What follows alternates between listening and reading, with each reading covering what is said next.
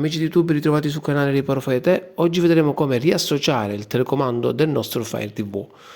Alcuni brand come TCL o JVC utilizzano il sistema operativo situato nella Fire Stick. Infatti questi TV chiamati Fire TV adottano grosso modo lo stesso sistema operativo e hanno il telecomando simile a quello della Fire Stick. Se non riuscite ad associare il vostro telecomando al televisore, seguite questa semplice guida.